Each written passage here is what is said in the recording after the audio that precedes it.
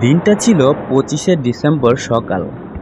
ওই সময় আমরা ২৫ থেকে ৩১শে ডিসেম্বর এই কটা দিন কলেজের থেকে ছুটি পেয়েছিলাম।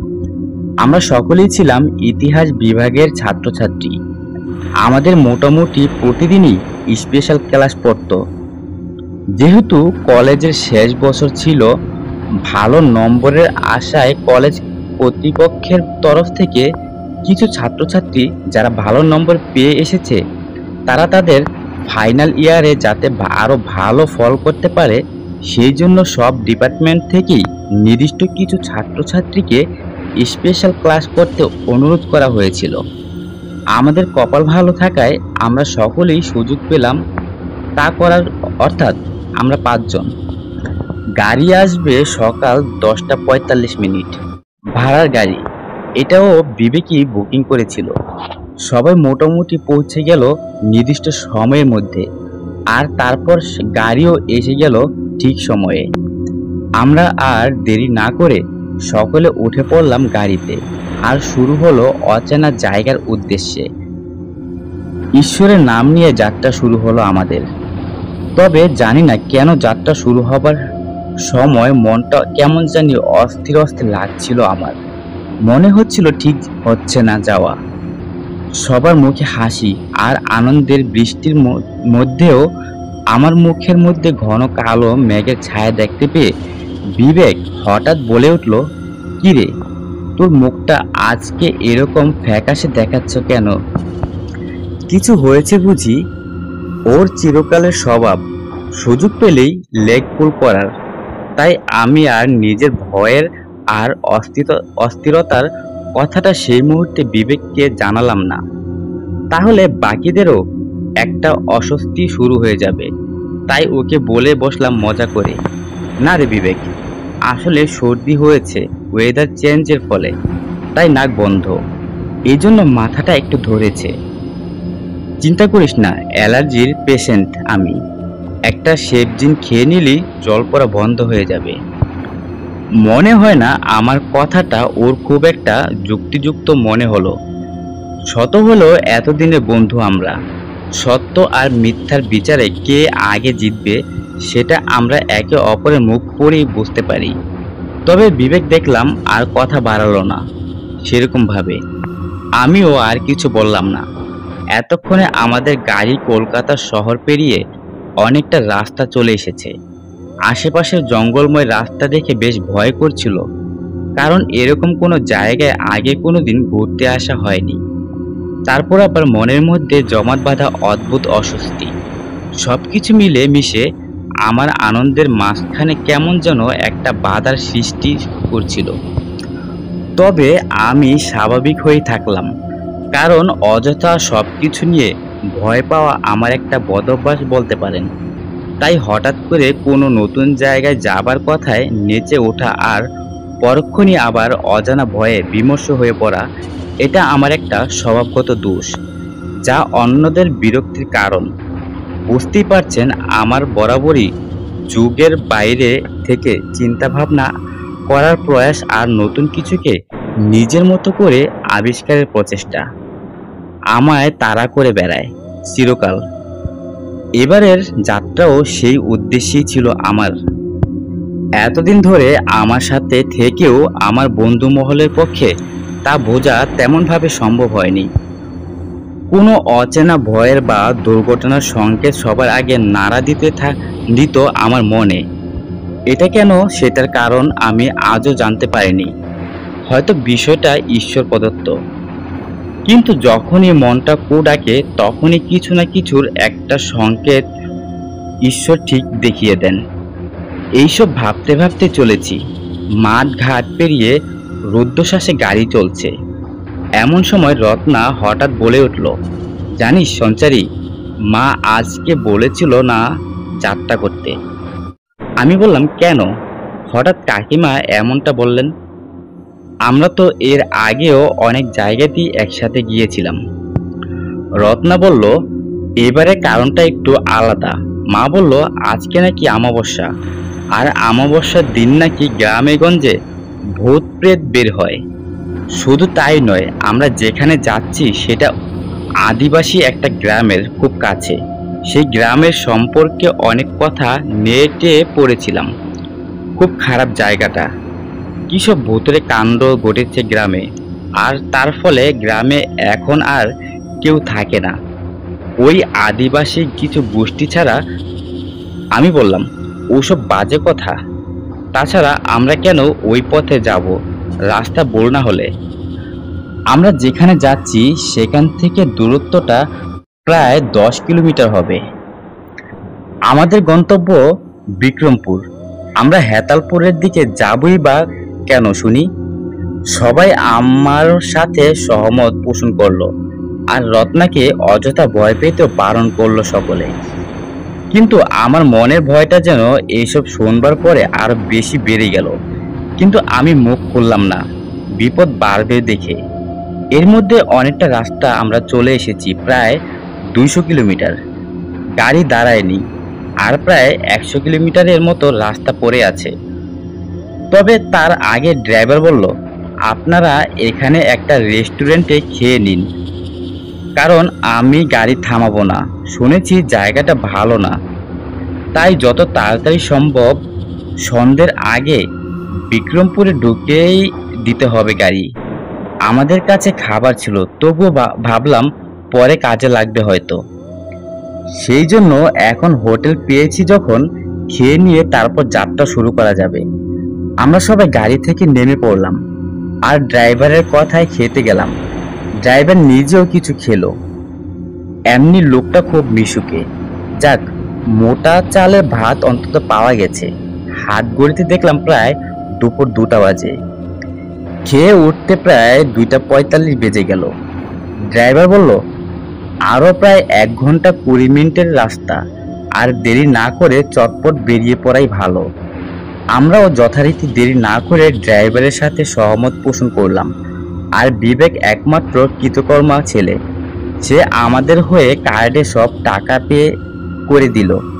বিবেকের বাবার অনেক অর্থ আছে, তাই ছেলের কাছে কার্ড আর কাঁচা টাকা সব সময় মজুদ থাকে। সব কাজ সম্পূর্ণ করে ফ্রেশ হয়ে কিছু মিনারেল ওয়াটার এর বোতল কিনে নিয়ে আমরা আবার উঠে পড়লাম গাড়িতে। আমাদের ড্রাইভার রাজু গাড়ি স্টার্ট দিল। এত কিছুর মধ্যেও আমার কেন জানি না মন থেকে দুশ্চিন্তার মেঘটা কাটতেই চাইছে না। এরই মধ্যে গাড়িটি কিছুটা দূরে যেতে না যেতেই দেখলাম একটা অদ্ভুত লোক আমাদের দিকে তাকিয়ে আছে রাস্তার মাঝ পথে। গাড়িটি ওকে এসে ধাক্কা দিতে পারে সেটা জেনেও জোরে গাড়ির ব্রেকটা কষলো আমাদের রাজু। তারপর হন্তদন্ত হয়ে লোকটা এগিয়ে আসলো আমাদের গাড়ির কাছে আর বলল, আপনারা যাবেন না, ওই দিকে বিপদ আছে, ওখানে কেউ যায় না, আর গেলে ফিরে আসে না। ওই একই কথা বলেই চলল সে। আর আমাদের ড্রাইভার রাজু ওর হাতে কিছু টাকা গুঁজে দিয়ে ওকে বিদায় করলো। তারপরে আবার পথ চলা।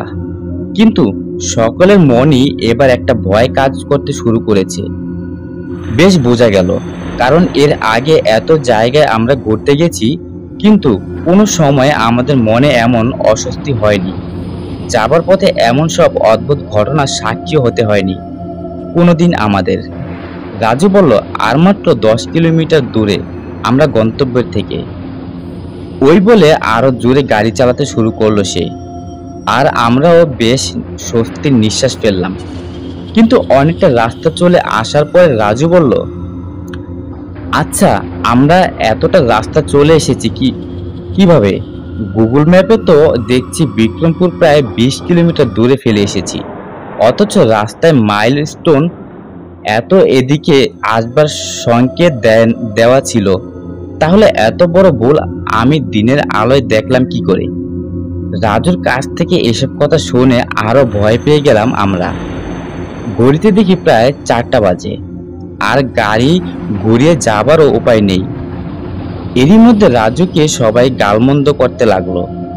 পথে যেতে যেতে হঠাৎ আমরা মাথায় করে কিছু কাঠকুটো নিয়ে একজন বুড়িকে যেতে দেখলাম।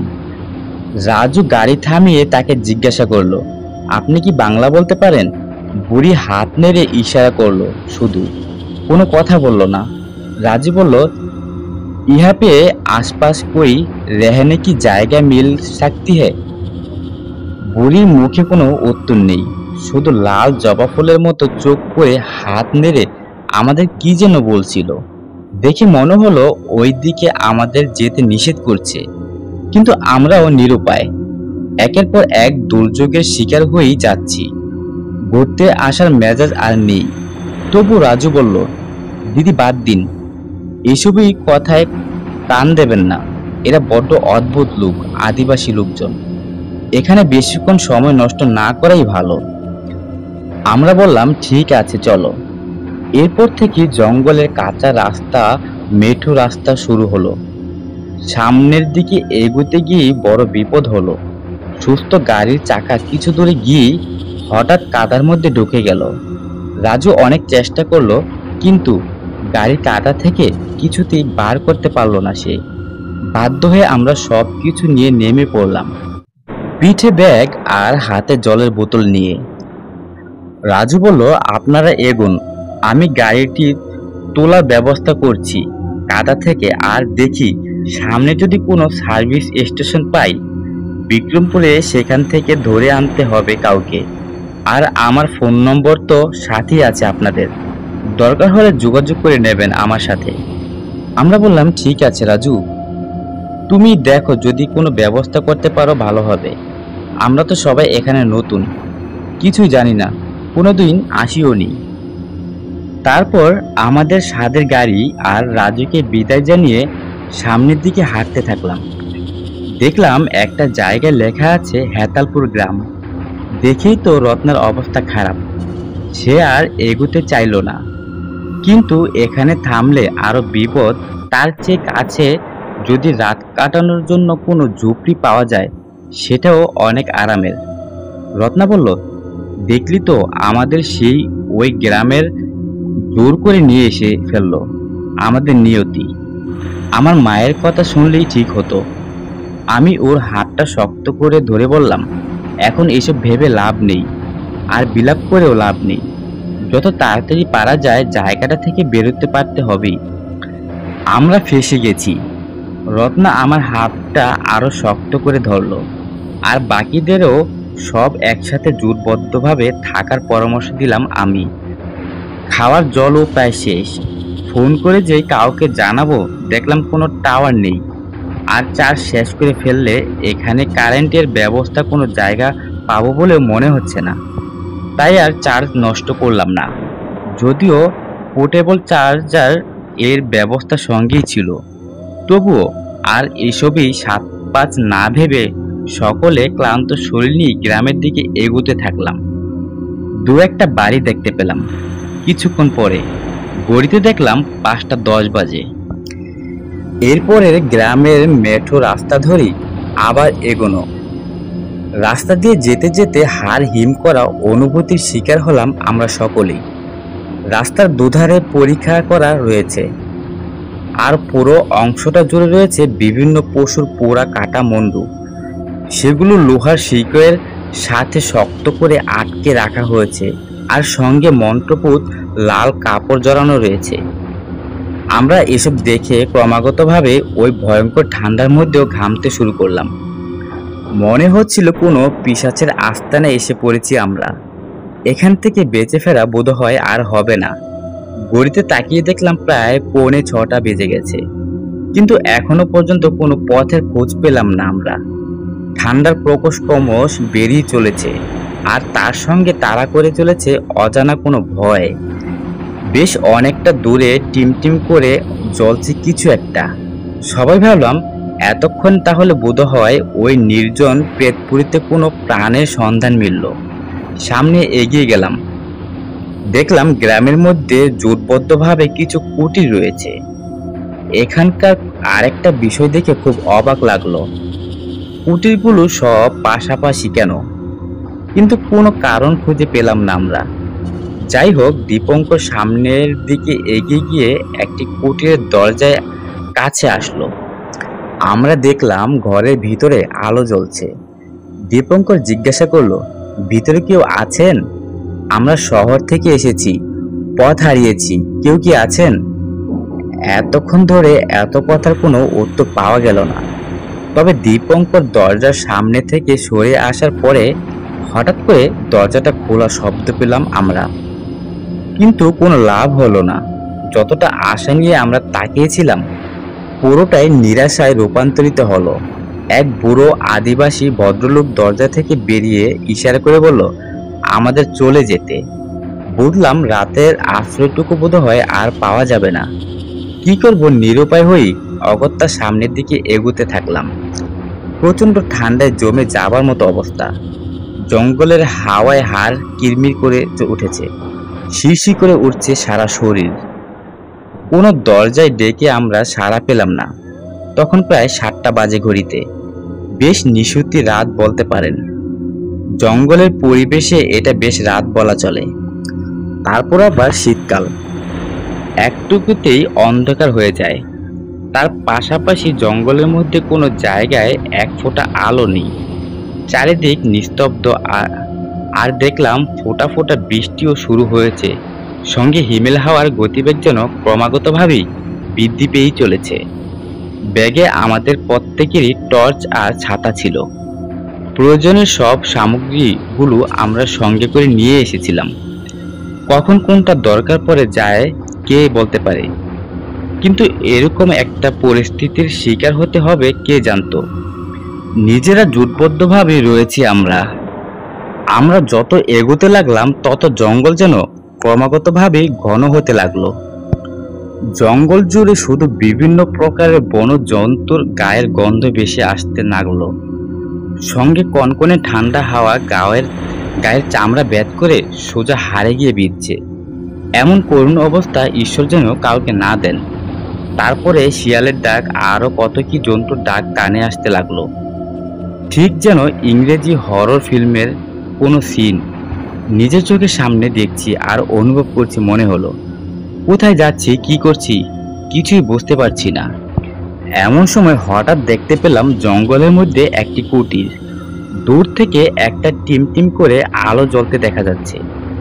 তখন দীপঙ্কর বলল, শোন, মনে হয় এখানকার কোনো স্থানীয় বাসিন্দার বাড়ি।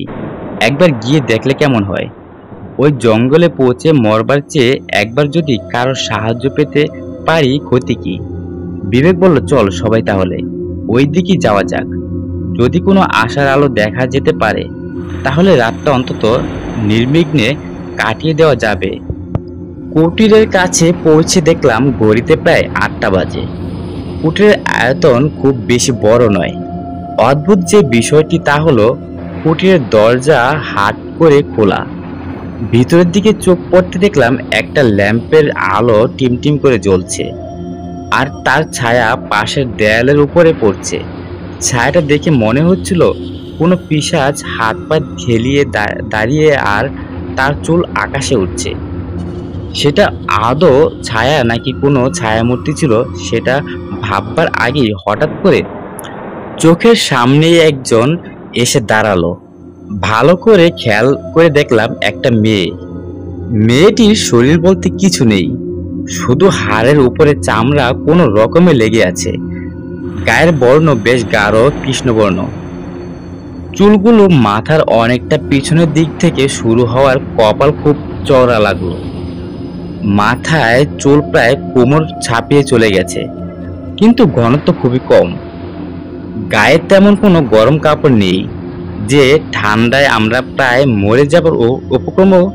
সেই ঠান্ডায় সে বেশ দিব্যি দাঁড়িয়ে রয়েছে, এমনকি একটু কাঁপছেও না।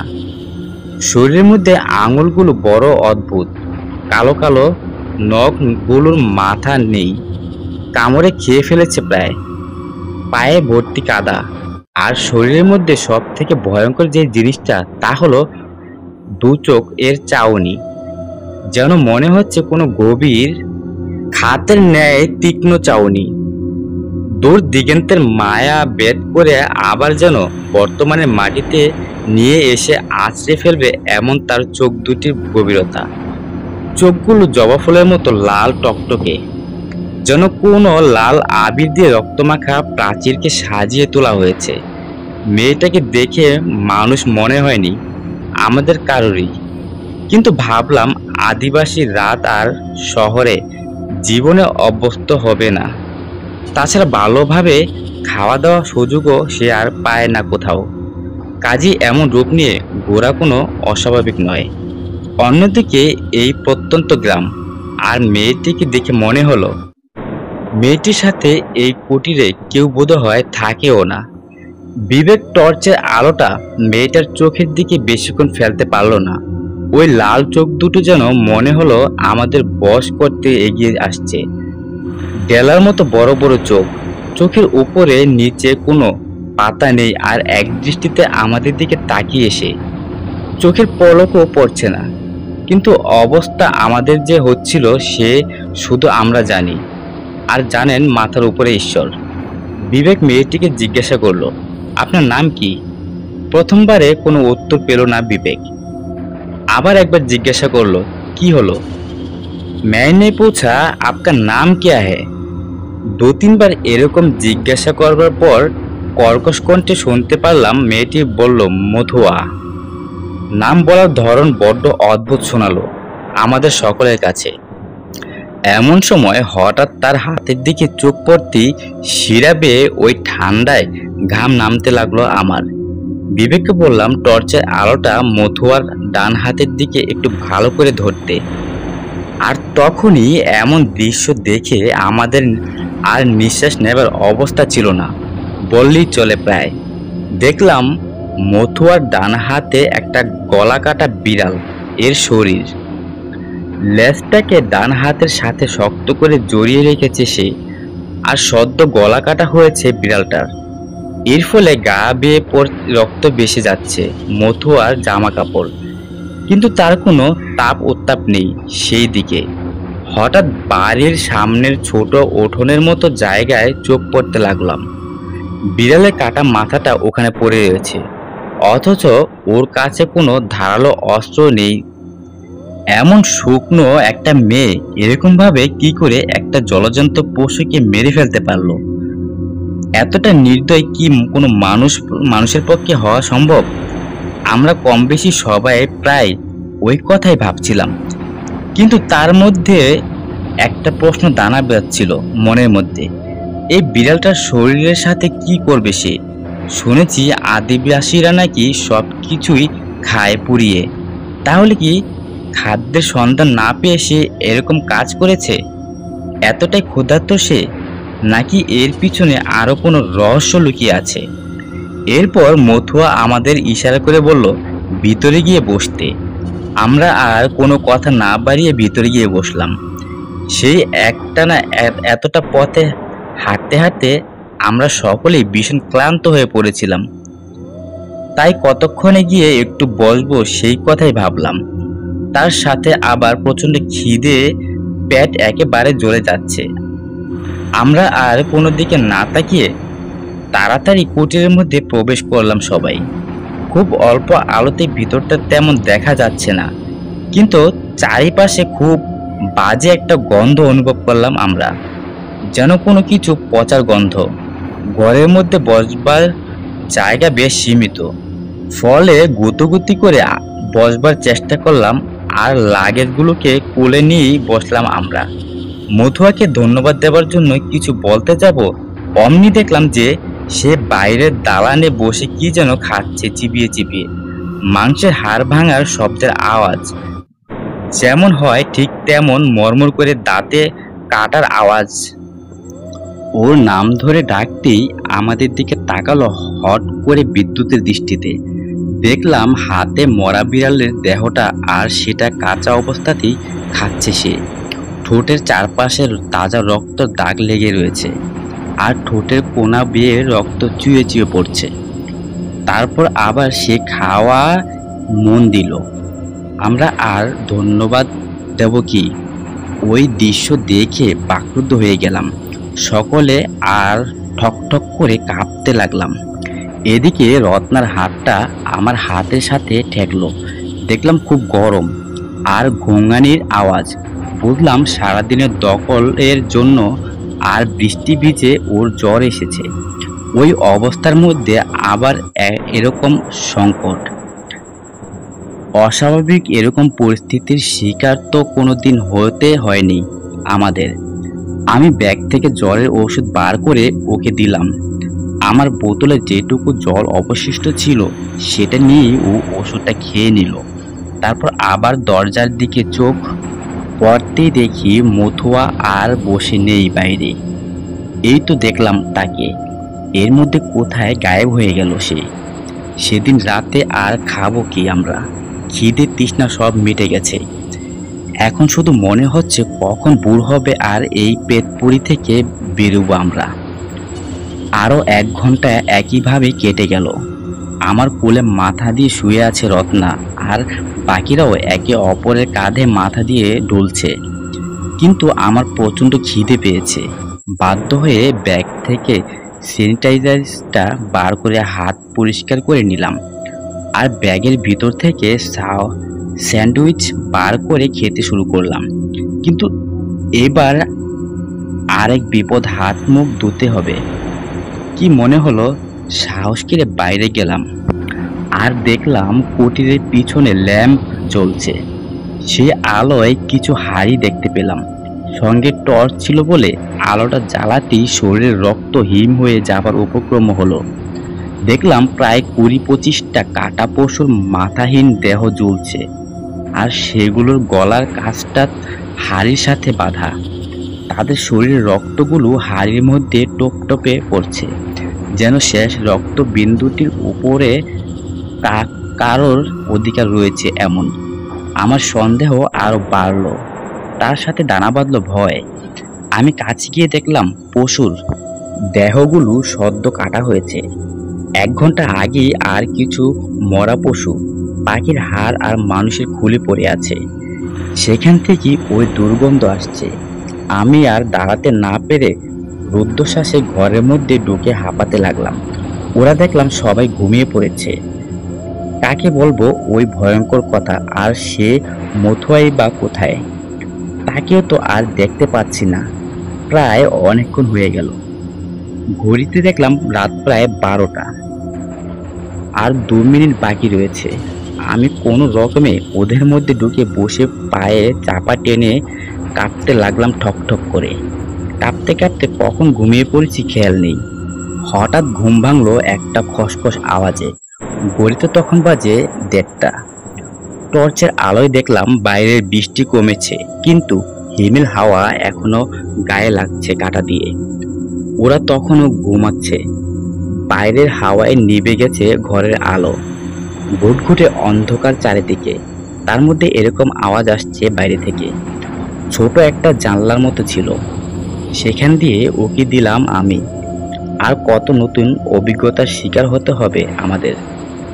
ঘুম চোখে যা দেখছি তা নিজের চোখকে বিশ্বাস করাতে পারছিলাম না। আমি পাশে রত্নাকে আস্তে আস্তে ডাকলাম আর বললাম, রত্না দেখ, কি অবস্থা? আমি তো কিছু বুঝতে পারছি না, এটা কি? আসলে কি হচ্ছে বলতো বিষয়টা? রত্না কিছু বলতে পারলো না, শুধু আমার হাতটা ধরে রইল শক্ত করে। বাকিরা তখনও ঘুমাচ্ছে। রত্না আস্তে আস্তে বাকিদের ডাকলো, আর মুখে ইশারা করে বলল কোনো আওয়াজ না করতে। তারপর আমাদের সবার চোখ জানলার দিকে। দেখলাম একটা বনো কালো কুকুর দাঁড়িয়ে রয়েছে। তার পিঠের উপরে বসে রয়েছে একটা মেয়ে। মেয়েটির মাথায় চুল একেবারে নেই বললেই চলে। হাত পাগুলো সরু সরু, আর মেয়েটির কোলে একটা ছোট্ট বাচ্চা। তাকে শক্ত করে ধরে রয়েছে মেয়েটা। সব থেকে যেটা দেখার ব্যাপার তা হলো সকলের চোখে লাল। কুকুরটা অদ্ভুত ধরনের ডাক ডাকছে, আর বাচ্চাটা কেমন যেন একটা ভাষায় বিড়বিড় করছে, যেন কিছু বলতে চাইছে। আর মেয়েটির মুখ দিয়ে কি সব মন্ত্র উচ্চারণের আওয়াজ ভেসে আসছে। শুনে আমরা কিছুই বুঝে উঠতে পারলাম না। তারপর দেখলাম ঘন জঙ্গলের দিকে চলে গেল ওরা। আমরাও আর দেরি না করে নিজেদের লাগেজ ব্যাগগুলো পিঠে নিয়ে রওনা দিলাম ওদের পিছন পিছন। খুব সাবধানে পা টিপে টিপে চলছি আমরা। নিস্তব্ধ রাত্রি, শুকনো পাতাগুলো পড়ে রয়েছে মাটির উপরে। পা পড়লেও আওয়াজ হচ্ছে শান্ত পরিবেশে। খুব সন্তর্পণে এগোতে থাকলাম আমরা। ঠান্ডার রেশ ক্রমশ বাড়ছে। ঘড়িতে তখন রাত 3টে বাজে। মেয়েটাও এগুচ্ছে আর আমরাও তার পিছনে চলেছি।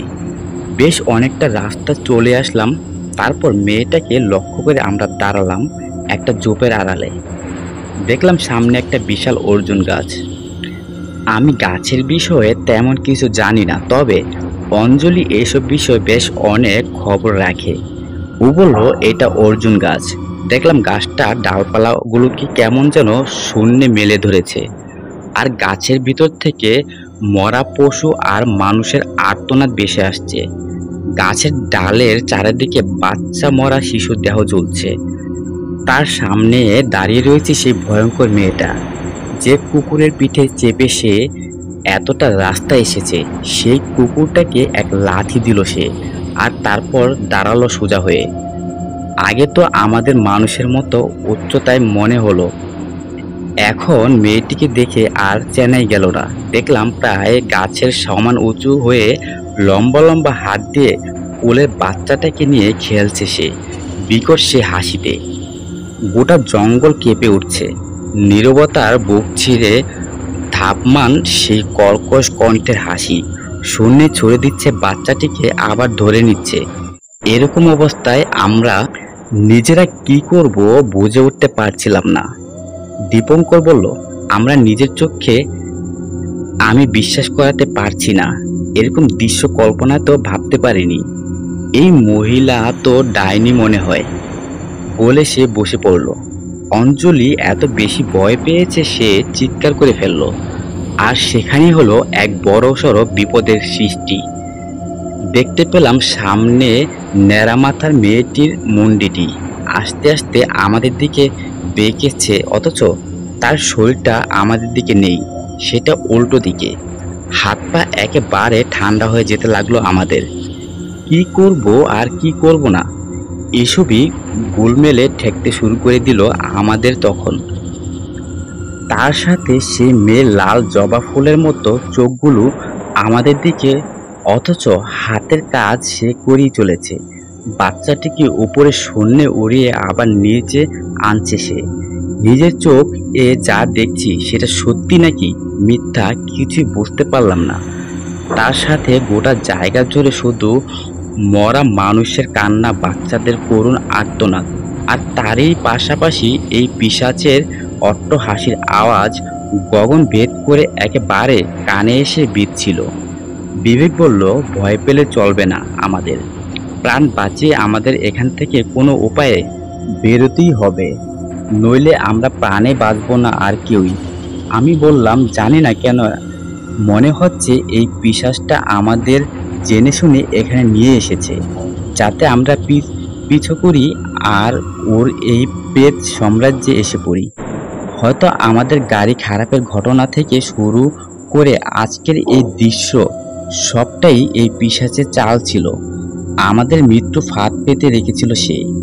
দীপঙ্কর বলল, আর এখানে সময় নষ্ট করা নেই, এই মুহূর্তে চল সবাই। আমার প্রাণের মায়া তোদের থেকে অনেক বেশি। বিবেকের সাহস আবার একটু বেশি। সে বলল, একটু দাঁড়া, আমি আমার ক্যামেরায় এই পুরো বিষয়টা একটু শ্যুট করে নিই, তাহলে কলকাতায় গিয়ে বাবার কোনো চেনা জানা সংবাদপত্রের সংস্থায় দিতে পারলে আমার ভালো পাবলিসিটি হবে আর লাইভ সেট। যেই না ক্যামেরা বার করেছে বিবেক, অমনি একটা লম্বা হাত এগিয়ে আসলো আমাদের দিকে। বিবেক ক্যামেরা হাত থেকে ফেলে দিল আর আমরা জঙ্গলের মধ্যে দৌড়তে শুরু করলাম। যেদিকে যাচ্ছি সেই বিকট হাসির আওয়াজ শুনতে পাচ্ছি, কোনো কিছুই দেখতে পারছি না ঠিক করে। রাতের অন্ধকারে জঙ্গলে কোনো আলো নেই। আমাবস্যা বোধ হয় আমাদের সকলকে খেতে আসছে। তার সাথে বন্য জন্তুর কণ্ঠের চিৎকার শুনতে পেলাম। সবসময় মনে হচ্ছে যেন কেউ পিছনে পিছনে আসছে। এই কোন দুনিয়ায় আমরা এখন? আর পা যে চলছে না, সারাদিন খাওয়া নেই, ঘুম নেই, কি করব আমরা? হাঁপাতে হাঁপাতে একটা বড় গাছের নিচে আসলাম আমরা সবাই। ঘড়িতে দেখলাম 3:30 বাজে। মা বলতেন 3টে থেকে 4টের মধ্যে নাকি প্রেত আত্মাদের অধিবাসীরা বেরোয়। এই সময়ে কোনো অন্ধকার স্থানে না যাওয়াই ভালো। চোখের জল পড়তে শুরু করলো আমার। মায়ের মুখটা বেশি আসলো। আর কোনোদিন মা বাবাকে কেউ দেখতে পাবো কিনা জানি না। বিবেক বলল, সঞ্চারী, এভাবে কাঁদিস না, ঈশ্বর ঠিক একটা উপায় বার করবেন। আবার সেই হাসির বিকট আওয়াজ, যেন পিছনে আমাদের তাড়া করছে। পুরো জঙ্গলই যেন এই পিশাচের হাতুড়ে ঘর। যেখানেই যাই না কেন পিছনে পিছনে এসেই চলেছে। আবার ছুটতে শুরু করলাম আমরা। আর সারা রাত এইভাবেই ছুটতে ছুটতে 4টে নাগাদ দেখলাম গ্রামের সেই বাড়িগুলোর সামনে এসে পড়েছি, যেখান থেকে যাত্রা শুরু করেছিলাম আমরা। আমাদের এরকম অবস্থা দেখেও কি আজ কোনো ঘরের দরজা আমাদের জন্য খুলবে না? ভাবতে ভাবতে হঠাৎ একটা দরজা খোলার আওয়াজ পেলাম। দেখলাম একটা বয়স্ক লোক বেরিয়ে আসলো আমাদের দেখে। হয়তো পায়ের আওয়াজ শুনতে পেয়েছে আমাদের ইশারা করে ঘরের মধ্যে আসতে বলল। আমরাও আর দেরি না করে কোনো রকমে ভিতর ঢুকে গেলাম। তারপর উনি আমাদের বসতে বললেন আর জল দিলেন। আমরা জলের গ্লাসটা হাতে নিয়ে খেতেও পারলাম না।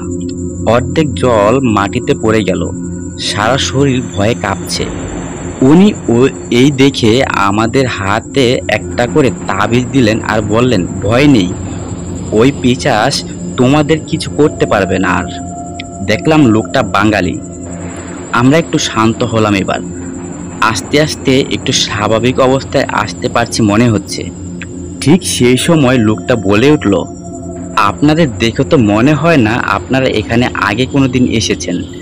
আমি বললাম, না, আমরা এখানে আসিনি, আর এখানে আসার কথাও ছিল না। রাস্তার মাইলস্টোনে বিক্রমপুর লেখা আছে দেখে আমরা এদিকে চলে আসি। কিন্তু এটা তো কোনো অন্য জায়গা, আর এখানের সম্পর্কে অনেক কথা শুনেছি। এতটাই ভয়ের স্থান যে এখানে পা দেবার কথাও আমরা কেউ ভাবিনি। কিন্তু নিয়তির নিষ্ঠুর পরিহাস, সেই আমাদের এই পেটপুরিতে নিয়ে এসেই ফেলল। এই বলে আমি কান্নায় ভেঙে পড়লাম আর সবার কাছে ক্ষমা চাইলাম। আজ আমার জন্য সবার এই বিপদ। বিবেক বলল, চুপ কর তুই, তোর একার দোষ নেই। আমরাই রাজুর সাথে কথায় এত মশগুল হয়ে পড়েছিলাম যে হুঁশ ছিল না আমাদের গাড়িটা কোন দিকে চলে যাচ্ছে সে নিয়ে। এবার এত কিছুর মধ্যে লোকটা হঠাৎ করে বলে উঠল বেশ ভারী গলায়, আহা, শুধু শুধু নিজেদের দোষ দেবেন না, এতে আপনাদের কোনো হাত নেই। সব ওই পিশাচের চক্রান্ত। এর আগেও একটা কলেজের গ্রুপ এসেছিল এভাবে, কিন্তু তারা আর জীবন্ত ফিরে যায়নি। আপনাদের কপাল খুব ভালো, আর ঈশ্বরের পরম আশীর্বাদ আছে আপনাদের উপরে, তাই ওই পিশাচ আপনাদের কোনো ক্ষতি করতে পারেনি। আমরা সবাই সৃষ্টিকর্তাকে বিশ্বাস করি, তাই হয়তো এই যাত্রায় সৃষ্টিকর্তা আমাদের রক্ষা করলেন। এমন সময় দীপঙ্কর কাশতে কাশতে বলল, আচ্ছা, আপনি কি এখানকার বাসিন্দা? আপনাকে তো দেখে কিন্তু মনে হয় না আপনি এই আদিবাসীদের সাথে এখানে থাকেন। লোকটা বলল, তুমি ঠিকই বলছো বাবা, আমার বাড়ি কলকাতায়। এখানে একটা কাজের সূত্রে এসে আর যাওয়া হয়নি। আমার সাথে যারা এসেছিল তারা চলে গেছে, শুধু আমার আর যাওয়া হয়নি। বলতে বলতে লোকটা দেখলাম চোখ মুছছে। আমি বললাম, আপনি কি এখানকার ইতিহাস সম্পর্কে কিছু জানেন? যদি জানেন তাহলে আমাদের বলুন। ভোর হবার আগে আমরা কেউ এই নিরাপদ আশ্রয় ছেড়ে বেরোতে চাই না। লোকটা বলল, জানি, আমি তোমাদের বলবো সবটা। তোমাদের বলার পরেই আমার মুক্তি। আমরা কেউ ঠিক বুঝতে পারলাম না লোকটা এরকম অদ্ভুত কথা কেন বলছে হঠাৎ। মুক্তির আবার কি আছে? এটা আবার নতুন কোনো বিপদের সংকেত নয় তো? ঘড়িতে তখন 4টা 20, কিন্তু ভোর এত তাড়াতাড়ি হবে না, কারণ বৃষ্টির কারণে আকাশের মুখ যেভাবে বার, তাতে মনে হয় না সূর্যের মুখ এত সহজে দেখব। তবে যাই হয় হোক, আলো না ফোটা পর্যন্ত এখান থেকে কোনোভাবেই বেরোনো যাবে না। লোকটা বলতে শুরু করলো আমাদের সে অনেক কাল আগের কথা। তখন এই গ্রামের অবস্থা আজকের মতো একেবারেই ছিল না। জনমানব পূর্ণ ছিল জায়গাটা। আদিবাসীরা সকলেই শান্তিতে সুখে এখানে বসবাস করত। পাশের অন্যান্য গ্রামের সাথে এখানকার মানুষদের ব্যবসায়িক সম্পর্ক ছিল।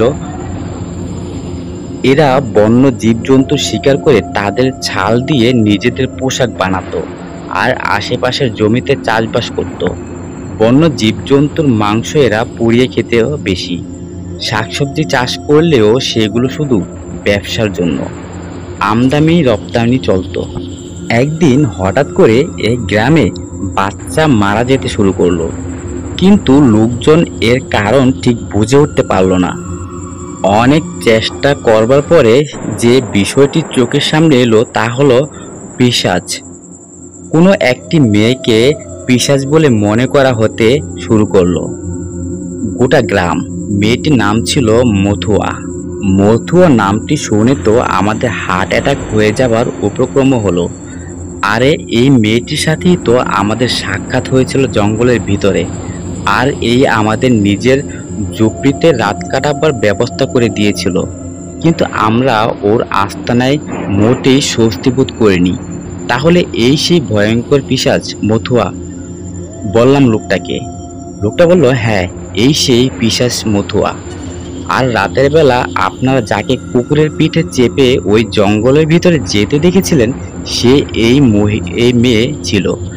দিনের বেলা সে নিজের রূপে আসে না, কিন্তু রাতের বেলা সে ধারণ করে নিজের রূপ আর বেরিয়ে পড়ে মরা বাচ্চার সাথে খেলা করতে। আমাদের কথা বলার শক্তি হারিয়ে গেল। তাহলে যাকে চোখের সামনে দেখে এলাম সেই মেয়ে আর আমাদের যে আশ্রয় দিয়েছিল দুটো মানুষ একই। সেই জন্যই ওই কাঁচা বিড়ালের মাংস খেতে পেরেছিল সে। মানুষের পক্ষে যা পুড়িয়ে খাওয়া ও সম্ভব নয়, সে সেটা দিব্যি খেল। এরপর অঞ্জলি বলল, তারপরে কি হয়েছিল? লোকটা বলল, গ্রামের লোকেরা ওকে পিশাচ ভেবে মেরে ফেলতে যাবে। একদিন হঠাৎ করে মথুয়ার বৃদ্ধ বাবা এসে বলল, আমার মেয়েকে মেরো না, আমাদের প্রাণ ভিক্ষা দাও।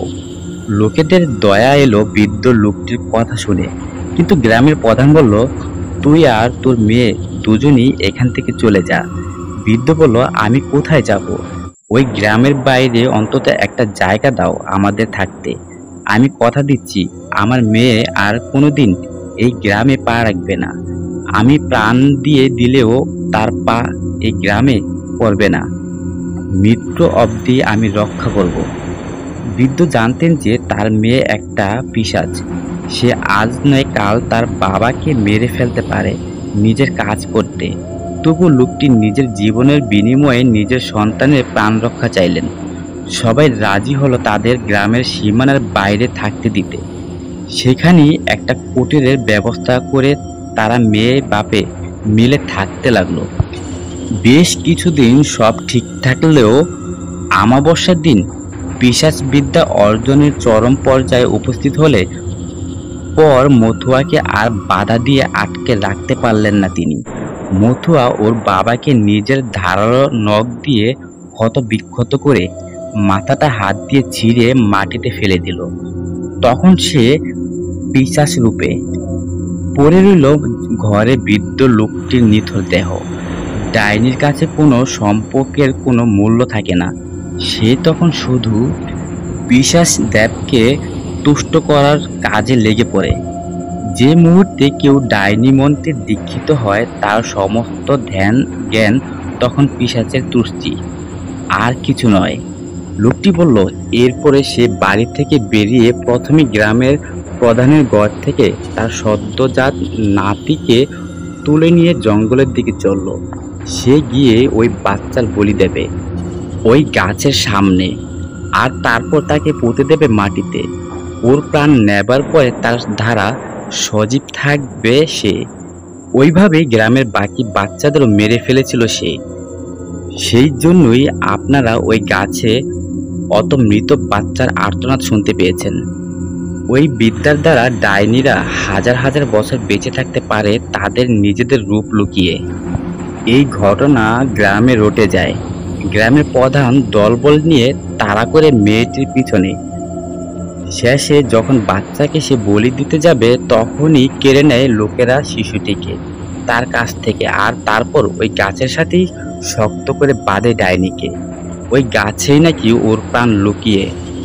তাই ওরা ভাবে ওই গাছের সাথে আটকে ওকে মারবে আর তারপর গাছকে পুড়িয়ে দেবে। কিন্তু ওরা এটা জানতো না যে ওই গাছের সাথে বেঁধে আগুন দিয়ে মারলে গাছের কোনো ক্ষতি হবে না ঠিকই, কিন্তু এই ডাইনি মরার পরে পেতে পরিণত হবে। সে মরবে না, কারণ সে অমর। এরপর আরো শক্তিশালী হয়ে যাবে। আর এরপরে মৃত ডাইনির শরীরকে আর কোনোদিন তারা নষ্ট করতে পারবে না। এসব না জেনে তারা আগুন লাগিয়ে দেয় মথুয়ার গায়ে। দাউ দাউ করে জ্বলতে শুরু করে তার শরীর। আর আদিবাসী ভাষায় সে বলতে থাকে, আমি ফিরবো, আবার ফিরবো, আমি তোদের সবাইকে নিজের হাতে মারবো আমি। হঠাৎ বৃষ্টি নামায়, সবাই পালায় আর বৃষ্টির জলে আগুন নিভে যায়। আর ওই আধপোড়া শরীর নিয়েই ডাইনি প্রেতে পরিণত হয়। সবাই ভাবলো আর কোনোদিন উৎপাত করবে না ডাইনি। কিন্তু 1 মাস পরেই গ্রামের বাচ্চাদের সাথে একই কাণ্ড হতে শুরু করে দিল। সবাই ভয়ে শিউরে উঠল। কিছু পরিবার প্রাণ বাঁচানোর আশায় পালিয়ে গেল, আর কিছু পরিবার না পালাতে পেরে অঘোরে ডাইনির হাতে প্রাণ দিল। আস্তে আস্তে সমস্ত গ্রাম নিশ্চিহ্ন হয়ে গেল ওই ডাইনির কূপে পড়ে। আর আজও যারা এখানে আসে তারা কেউ ফিরে যায় না। আর যাদের এখানে থাকতে দেখেন তাদের বাড়িতে সন্তান হলেই দিয়ে আসতে হয় ওই গাছতলায় ডাইনির জন্য, নইলে এরাও আর কেউ বাঁচবে না। এরা মরে বেঁচে রয়েছে। এদের পর গ্রামটির অস্তিত্ব হয়তো মুছে যাবে একদিন। ঘড়িতে তাকিয়ে দেখি 6টা বাজে। বাইরের আকাশে আলো ফুটেছে। দরজা খুলে বেরোতে পারবো এবার। আমরা আর একটা মিনিটও এখানে থাকবো না, কিন্তু কি করে গাড়ি পর্যন্ত পৌঁছাবো আমরা? গতকালের পরে আমরা ভুলেই গেছি কোন পথ দিয়ে এদিকে এসেছিলাম আমরা। বাধ্য হয়ে আমরা লোকটিকে সাহায্য চাইলাম। বললাম, আপনি আমাদের মেন রোডের দিকে নিয়ে যেতে পারবেন? ওই রাস্তা ধরেই আমরা গ্রামের সীমানায় এসে পড়েছিলাম। আর আমাদের গাড়িটি খারাপ হয়ে গিয়েছিল রাস্তার কাদায় আটকে। আমাদের ড্রাইভার রাজু গাড়ির মেকানিক খুঁজতে বিক্রমপুরের দিকে যাবে বলেছিল, কিন্তু আমরা কোনোভাবে নেটওয়ার্ক না থাকায় ওর সাথে ফোনে যোগাযোগ করতে পারিনি। আর আমাদের ফোনে চার্জও নেই। লোকটি বলল, ভয় পাবেন না, আপনাদের গাড়ি আর ড্রাইভারের কিছু হয়নি, সে ঠিকই আছে। এই লোকটার কথায় জানি না কেন বিশ্বাস করতে ইচ্ছে হলো। উনি বললেন, চলো তোমাদের বড় রাস্তা পর্যন্ত এগিয়ে দিয়ে আসি আমি। তবে একটা কথা বলবো, আর কোনোদিন ভুলেও এই পথে এসো না, আর কাউকে আসতেও দিও না। আমার মেয়াদও প্রায় শেষ। আমি থাকতে হয়তো পারবো না আর। তোমাদের মতো তাদেরকে বাঁচাতে আমরা কথাটা হেসে গ্রহণ করলাম, কারণ এর ভিতরে আর কোনো যুক্তি খুঁজতে যাবার মতন অবস্থা আর আমাদের সত্যিই ছিল না। আস্তে আস্তে লোকটি আমাদের সাথে নিয়ে বড় রাস্তার দিকে আসলো। আর তারপর আমাদের সেই রাস্তা ধরে যাবার সময় নিজের পকেট থেকে একটা কার্ড বার করে দিল। তাতে তার বাড়ির ঠিকানা আর ফোন নম্বর রয়েছে। আর সেখানে উনি কলকাতায় সুরেন্দ্রনাথ কলেজের প্রফেসর, সেটাও লেখা আছে। ইকোনমিক্স পড়াতেন তিনি। বলল, এই নম্বরে আমি ফোন করতে পারিনি, তোমরা কলকাতা পৌঁছে আমার পরিবারকে জানিও আমি ঠিক আছি, আর খুব তাড়াতাড়ি ফিরে আসবো আমি।